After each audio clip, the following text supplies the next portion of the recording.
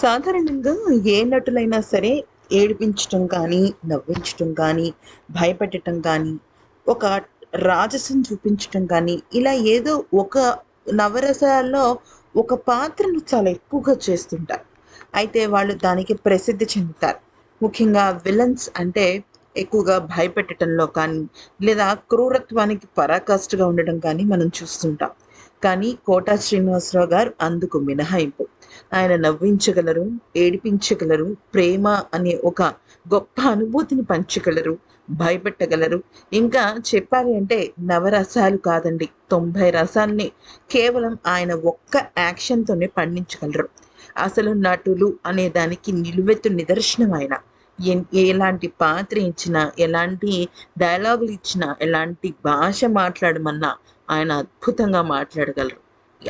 ఆఖరికి 'గణేష్' లాంటి సినిమాలో ఆయన కనుబొమ్మలు తల నీలాలు అంటే తల వెంట్రుకలు గుండు చేయించుకొని మరి ఆ సినిమాలో లెన్స్ పెట్టుకుని మనుషుల్ని భయపెట్టి విలన్ పాత్రకు జీవం పోసిన తీరు నెక్స్ట్ లెవెల్. హ్యాట్స్ ఆఫ్ అని చెప్పొచ్చు.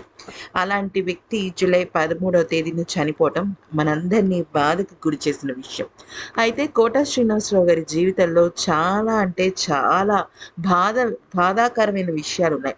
అంటే ఆయన జీవితం తెర మీద ఎన్నో రకాలుగా అంటే 3 పువ్వులు 6 కాయలని చెప్పొచ్చు. ఎందుకంటే ఒక సాధారణమైన బ్యాంక్ ఎంప్లాయీ అన్ని వేలాది కోట్ల మంది జనాల మనసులో చెరగని ముద్ర వేసుకున్న ఆయన నిజ జీవితంలో మాత్రం మరెన్నో కష్టాలను చూశారు. చాలా చిన్న వయసులోనే అంటే ఆయనకి పెళ్ళైన 4వ సంవత్సరంలోనే తన భార్యకు మతిస్థిమితం తప్పింది. సైకిక్ పేషెంట్‌గా మారింది. 'కోటా శ్రీనివాసరావు' గారిని గుర్తుపట్టడం మానేశారు. అంటే దాదాపుగా 35 సంవత్సరాల పాటు 'కోటా శ్రీనివాసరావు' గారంటే ఎవరో కూడా తెలియకుండా వాళ్ళ ఆవిడ చాలా మానసికమైన స్థితి తప్పి ప్రవర్తించినప్పటికీ కూడా కనీసం ఆ చుట్టుపక్కల ఉన్న వాళ్ళకి కూడా తెలీదు. అంత గుట్టుగా ఉన్నారాయన. అయితే ఆ తర్వాత 'కోటా శ్రీనివాసరావు' గారికి ఇద్దరు కూతుళ్ళు, ఒక కొడుకు. అయితే ఆ ఇద్దరు కూతుళ్ళలో ఒక కూతురికి కాలు తీసేశారు. చిన్నప్పుడు రిక్షా ఎక్కుతాను అని గొడవ చేస్తే రిక్షా ఎక్కించిన 'కోటా శ్రీనివాసరావు' గారు అలా వెళ్తుంటే ఆ లారీ ఒకటి గుద్దేసింది రిక్షాని. ఆ రిక్షాలో మిగతా వాళ్ళ ప్రాణాలు పోయాయి. కానీ 'కోటా శ్రీనివాసరావు' గారి అమ్మాయికి కాలు తీసేయడం జరిగింది. అలాగా 'కోటా శ్రీనివాసరావు' గారి అమ్మాయి అవిటిదైపోయింది. ఇక మూడో విషయం మనందరికీ తెలిసిందే. 2010లో ఇక కన్న కొడుకు, ఒకే ఒక కొడుకు ఆంజనేయ ప్రసాద్ గారు చనిపోయారు. అది 'కోటా శ్రీనివాసరావు' గారికి చాలా పెద్ద ఎదురు దెబ్బ. అసలు ఎవ్వరు కూడా అది ఊహించలేదు. ఎందుకంటే ఆయన్ని ఒక మంచి నటుడిని చేయాలని అప్పటికే ఆంజనేయ ప్రసాద్ గారికి పెళ్ళయింది. చక్కగా పిల్లలున్నారు. ఆయనకంటూ ఒక ఉద్యోగం ఉంది. అంతా బానే ఉంది. కానీ 'కోటా శ్రీనివాసరావు' గారు ఆయన్ని ఒక మంచిగా ఆహ్, ఒక నటుడిగా చేయాలనుకున్నారు. అలాగే 2 సినిమాల్లో నటించారు కూడా ఆయన. కానీ దురదృష్టవశాత్తు ఆయన రోడ్ యాక్సిడెంట్‌లో చనిపోవడం జరిగింది. అయితే మరి ఈరోజు ఉన్న ఒక్కగానొక్క కొడుకు చనిపోయిన తర్వాత 'కోటా శ్రీనివాసరావు' గారి ఆరోగ్యం మరింత క్షీణించిందనే చెప్పొచ్చు. ఉన్నారు. మనవరాళ్ళు, మనవలు అందరూ ఉన్నారు.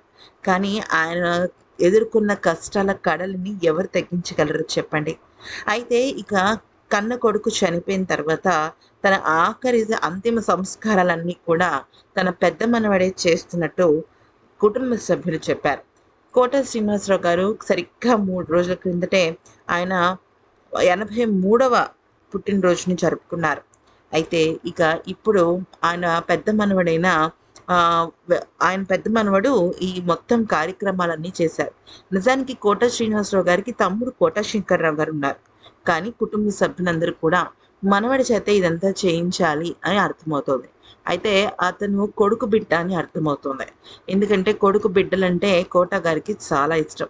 కొడుకు చనిపోయినప్పటి నుంచి 'కోటా' గారు తన మనవల్ని ఇంకాస్త ప్రేమగా చూసుకున్నారు.